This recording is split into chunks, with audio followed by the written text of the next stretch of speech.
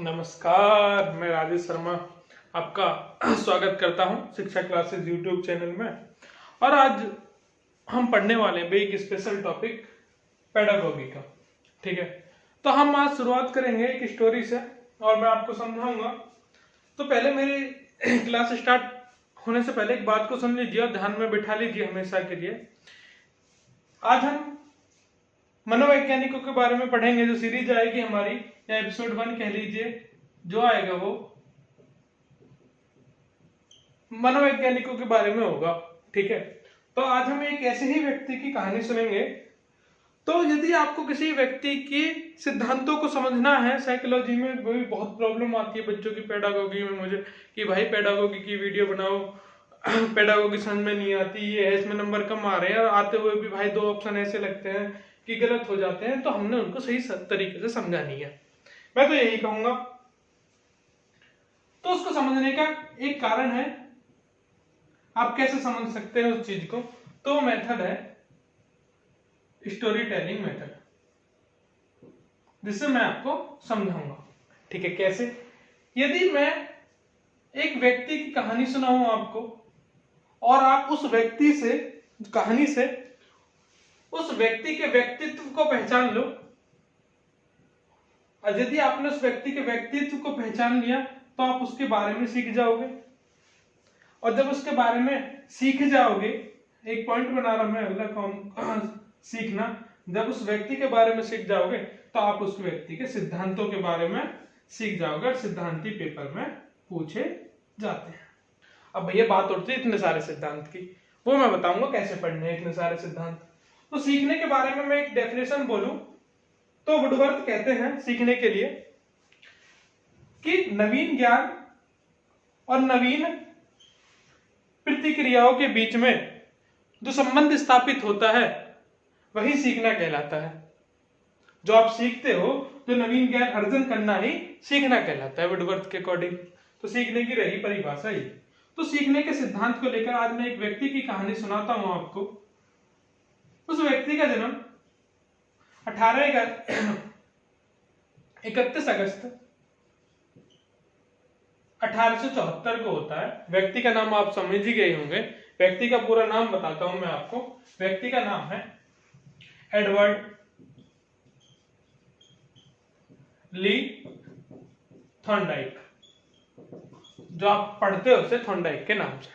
तो इसकी कहानी सुनाता हूं मैं आपको, फिर आप व्यक्तित्व पहचानना, फिर आप सारी चीजों को पहचानोगे।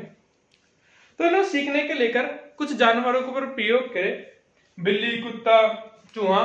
तो लेकिन बिल्ली का जो सिद्धांत था वो बहुत महत्वपूर्ण था, उसको मैं समझाता हूं आपको। ध्यान से समझते रहना, लिखना है नहीं कुछ, बिल्कुल शांत मन से बैठ जाओ। लिखत तो बचपन से आ रहे हैं, राइटर नहीं बनना है हमें, समझना है, समझ लो, समझ में आ जाएगा, लिखने की कोई आवश्यकता नहीं है।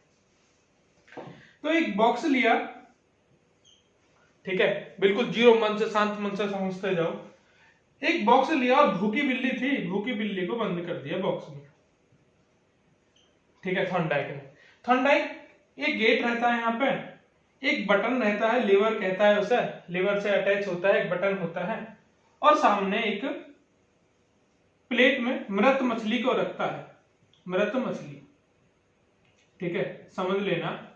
अब जो मृत मछली है ये उद्दीपक होता है, इसको उद्दीपक कहा जाता है। मैं समझाऊंगा अभी, तो आज तक बहुत बच्चों के मन में तो ये क्लियर नहीं होता कि उद्दीपक होता क्या है, ये समझ में नहीं आता, पूरी बीएड गुजर जाती है। स्टिमुलस, ठीक है, इंग्लिश में कहते हैं। उद्दीपक मैं पहले समझाऊं कि उद्दीपक, यदि आपके मन में किसी चीज को देख के भाव जागते हैं तो आप उद्दीपक का काम करेगा, एक सोर्स की तरह काम करेगा। ठीक है, यदि आपके चीज मन में भाव जागे उसको देख के, तो आप उसको उद्दीपक समझना अपनी सरल भाषा में। जैसे मृत मछली और बिल्ली भूखी है, तो बिल्ली के मन में जो भाव जागे, तो किसको देख के, मृत मछली को देख के, तो आप कह देना ये स्टिमुलस है, जो फूड है। अब भूखी बिल्ली है तो किसको देखती है, उद्दीपक को देखती है, तो इसके मन में अनुक्रिया करेगी इसको देख के।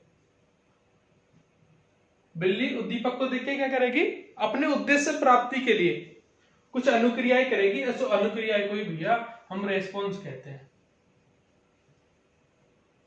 बहुत बढ़िया, बहुत बढ़िया, समझते चलो।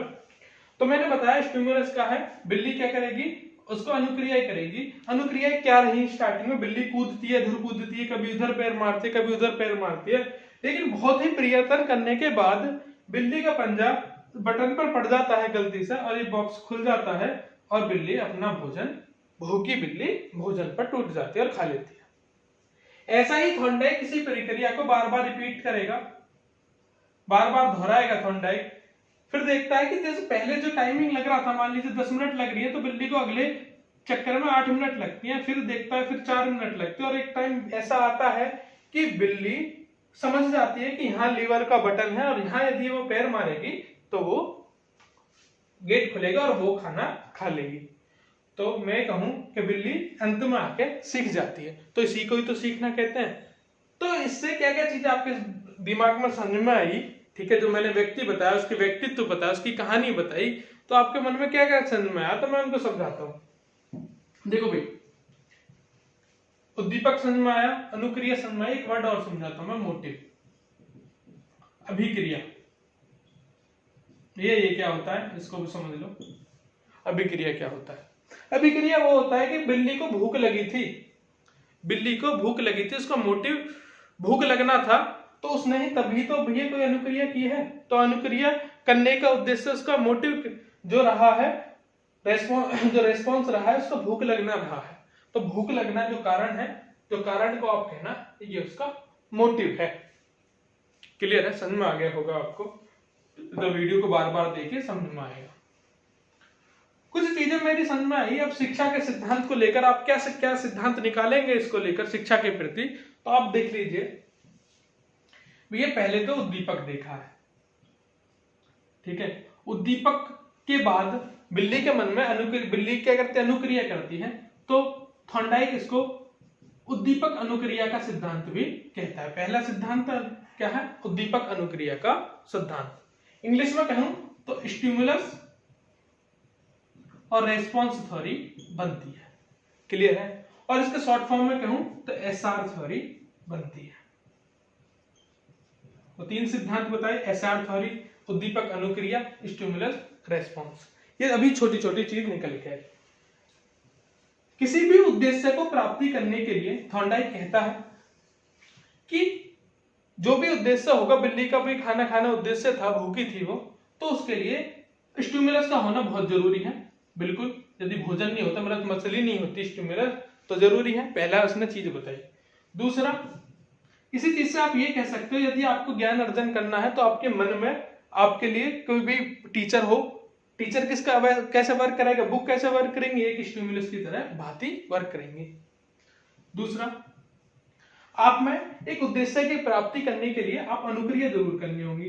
यदि बिल्ली बार बार प्रयत्न ना करती, बार बार रेस्पॉन्स ना करती, तो वह नहीं सीख पाती। तो किसी भी उद्देश्य की प्राप्ति करने के लिए स्टिमुलस भी जरूरी है, किसी उद्देश्य की प्राप्ति करने के लिए अनुक्रिया भी जरूरी है। इन दोनों बातों को संबंध में रखकर थॉर्नडाइक कहता है, निष्कर्ष निकालता है, निष्कर्ष तक पहुंचता है थॉर्नडाइक कि अंत में आगे बिल्ली सीख गई थी और टाइम बिल्कुल ही 0 हो गया था, एक बार में बिल्ली कर पा रही थी। तो उसने कहा कि बिल्ली के मन में स्टिमुलस और अनुक्रिया के बीच में एक मनोवैज्ञानिक, यह कहें कि उसके दिमाग में फीड हो गया था अंत में आके, ठीक, कि स्टिमुलस और अनुक्रिया के बीच में वो एक संबंध सीख गई थी। क्या सीख गई थी? संबंध। किसकी से बीच में? स्टिमुलस और रेस्पॉन्स के बीच में, उद्दीपक और अनुक्रिया के बीच में एक अंत में संबंध सीख जाती है। उसका जो मस्तिष्क है, उसका जो नर्वस सिस्टम है, उसका जो तांत्रिक तंत्र है, वो बिल्कुल वर्क करने लगा था। तो उसका नर्वस सिस्टम इतना मजबूत हो जाता है कि वो अनुक्रिया और उद्दीपक में एक संबंध सीख जाता है। तो इसे संबंधवाद का सिद्धांत भी कहा जाता है। और जो संबंध है, इसको बॉन्ड कहा जाता है। तो उसको एक अलग सिद्धांत निकलता है। तो इसी को मैं मिटा रहा हूं भाई, एक नाम देता हूं, कनेक्शनिज्म।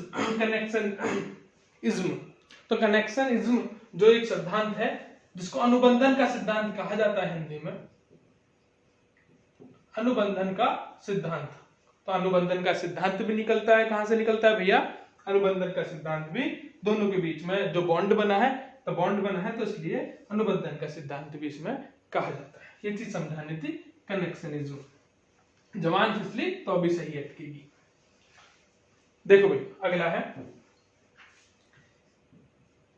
एक और सिद्धांत जो मैं बताऊं, मैं क्या सीखा इससे, या थॉर्नडाइक ने एक और सिद्धांत दिया कि बार बार बिल्ली प्रयत्न कर रही थी, बार बार भूल रही थी, तो इसको प्रयत्न और भूल का सिद्धांत भी कहा जाता है।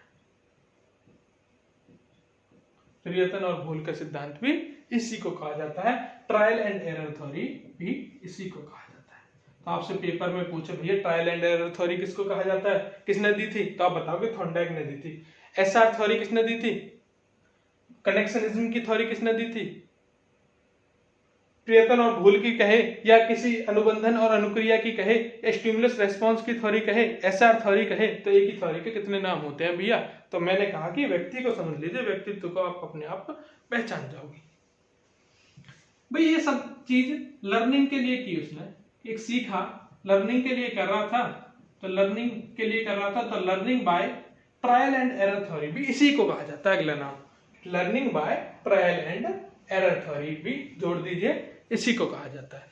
तो सीखने के लिए किया तो learning by trial and error theory, trial and error theory, प्रयत्न और भूल का सिद्धांत, तो ये सारी चीजें निकलती है। तो मैं अंत में आपको ये समझाना चाहता हूँ भैया, एक स्टोरी की तरह आप पढ़ लीजिए, आप कभी नहीं भूलोगे ना ही आपको कभी कंफ्यूजन होगा कि भैया 2 ऑप्शन में कंफ्यूजन होता है, वर्ड भूल जाइए। पेपर में 30 में से 30 नंबर आने चाहिए। बहुत दिन हो गए भाई देखते देखते आपको केवी, डीएसएसबी, डीप ट्रिपल एसपी, बीईओ, कोई सा भी एग्जाम उठा लीजिए, सीटेट, यूपीटेट, सुपरटेट, सबकी मैं डीपली पढ़ाता हूँ। ठीक है, तो ध्यान से पढ़ते रहिए और मैं कोशिश करूंगा कि मैं नई से नई वीडियो लाता रहूं। ठीक है भाई, और इस वीडियो को ज्यादा से ज्यादा शेयर करें, सब्सक्राइब करें। ठीक है, धन्यवाद।